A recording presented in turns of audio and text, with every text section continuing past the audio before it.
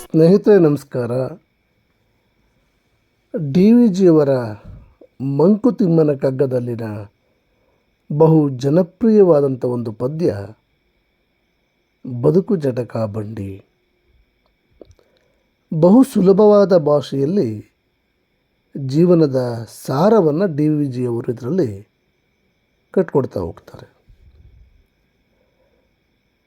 ಬದುಕು ಜಟಕ ಬಂಡಿ ವಿಧಿ ಅದರ ಸಾಹೇಬ, ಕುದುರೆ ನೀನ್ ಅವನು ಪೇಳ್ದಂತೆ ಪಯಣಿಗರು, ಕುದುರೆ ನೀನ್ ಅವನು ಪೇಳ್ದಂತೆ ಪಯಣಿಗರು, ಮದುವೆಗೋ ಮಸಣಕೋ ಹೋಗೆಂದ ಕಡೆಗೂಡು, ಪದ ಕುಸಿಯ ನೆಲವಿವುದು ಮಂಕುತಿಮ್ಮ.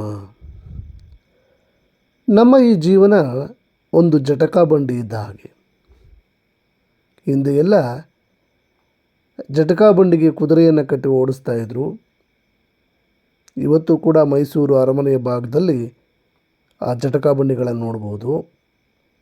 ಸಾಮಾನ್ಯವಾಗಿ ಆ ಜಟಕ ಬಂಡಿಯನ್ನು ಓಡಿಸುವಂಥವರು ಮುಸಲ್ಮಾನ ಬಂಧುಗಳು. ಹಾಗಾಗಿ ಇಲ್ಲಿ ಬದುಕು ಜಟಕ ಬಂಡಿ ವಿಧಿ ಅದರ ಸಾಹೀಬ.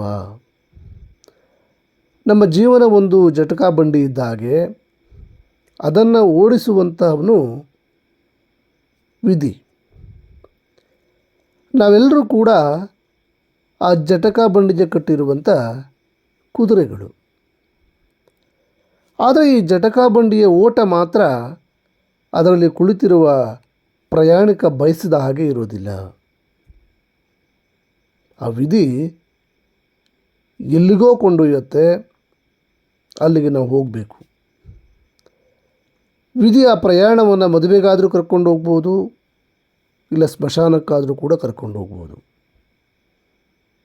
ಒಂದು ಮದುವೆ ಅನ್ನುವಂಥದ್ದು ಸಂತೋಷಕರವಾದಂಥ ಸಮಾರಂಭ ಆದರೆ, ಸ್ಮಶಾನ ದುಃಖಕರವಾದಂಥ ಸನ್ನಿವೇಶಕ್ಕೆ ನಮ್ಮನ್ನು ತೆಗೆದುಕೊಂಡು ಹೋಗುತ್ತೆ. ಆದರೆ ನಾವು ಅವನು ಹೇಳಿದ ಕಡೆಗೆ ಹೋಗಲೇಬೇಕು. ಆದರೆ ಈ ಸಂದರ್ಭದಲ್ಲಿ ನಿಮಗೆ ಕುಸಿದು ಬೀಳುವಂತ ಆಗುತ್ತೆ. ಆದರೆ ಗಟ್ಟಿಯಾದ ನೆಲ ಇದೆ, ಅಂದರೆ ದೇವರಿದ್ದಾನೆ, ಆತ ನಿನ್ನನ್ನು ಕಾಪಾಡ್ತಾನೆ ಅನ್ನುವಂಥ ಭಗವದ್ಗೀತೆಯಲ್ಲಿನ ಭರವಸೆಯನ್ನು ಈ ಕಗ್ಗದ ಈ ಪದ್ಯದಲ್ಲಿ ಡಿ ವಿ ಜಿಯವರು ಹೇಳ್ತಾ ಹೋಗ್ತಾರೆ.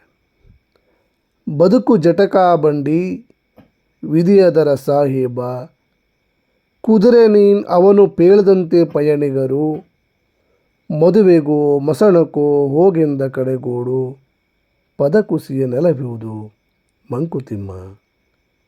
ಧನ್ಯವಾದಗಳು ಸ್ನೇಹಿತರೆ.